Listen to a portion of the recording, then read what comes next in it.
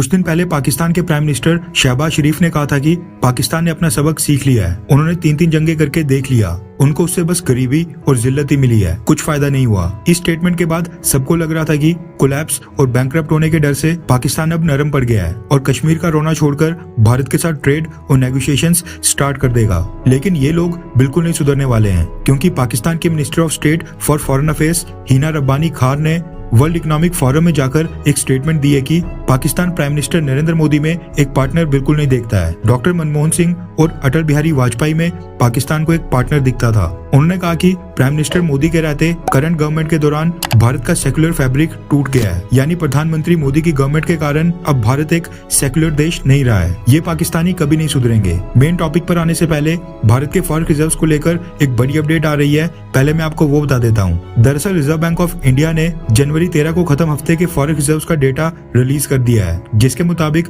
Last week हमारे forex reserves में $10.4 billion की वृद्धि देखने को मिली है। $10.4 बिलियन एक ही हफ्ते में बढ़ने के बाद भारत के फॉरेक्स रिजर्व्स $572 बिलियन तक पहुंच गए हैं। रिजर्व बैंक ऑफ इंडिया साल 2026 से 27 से पहले भारत के फॉरेक्स रिजर्व्स को $1 ट्रिलियन तक ले जाना चाहता है। मेन न्यूज की बात करें तो वो निकल कर आ रही है पाकिस्तान से। पाकिस्तान की आर्थिक स्थिति के बारे में तो आप सब लोगों को पता ही है। अब तो पाकिस्तान के प्राइम मिनिस्टर शहबाज शरीफ ने ये तक कह दिया है कि उनको बाकी देशों से भीख मांगने में शर्म आती है और वो जब भी किसी दूसरे देश में जाते हैं, सामने वाले देश को लगता है कि वो उनसे पैसे मांगने ही आए हैं। पाकिस्तान के आम लोग वहाँ पर सड़कों के ऊपर आटे की बोरी के लिए आपस में लड़ाई कर रहे हैं, लेकिन पाकिस्तान की गवर्नमेंट का अभी भी यही कहना है कि जब तक भारत जम्मू कश्मीर में आर्टिकल 370 और 35 से फिर से लागू नहीं करेगा, तब तक पाकिस्तान भारत के साथ ना ही टेबल के ऊपर बैठकर बातचीत करेगा और ना ही भारत के साथ ट्रेड वापस शुरू करेगा। हालात ये हो गए कि जो पाकिस्तान के पोर्ट्स के ऊपर शिप्स डॉक हैं, अब उन्होंने पाकिस्तान गवर्नमेंट को धमकियां देना शुरू कर दिया है। रेफरेंस के लिए आपकी स्क्रीन के ऊपर एएनआई न्यूज के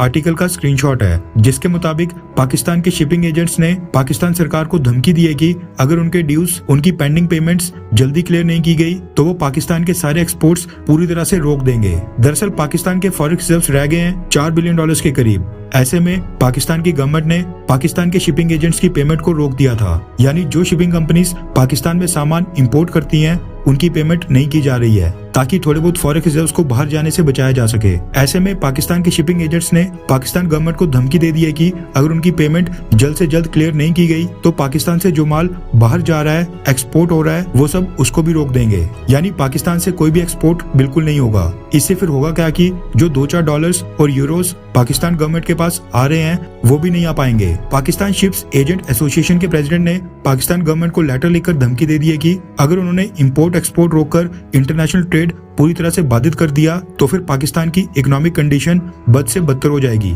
और पाकिस्तान कोलैप्स कर जाएगा। इसलिए पाकिस्तान की सरकार उनके इंपोर्ट्स की पेमेंट को जल्द से जल्द क्लियर करे।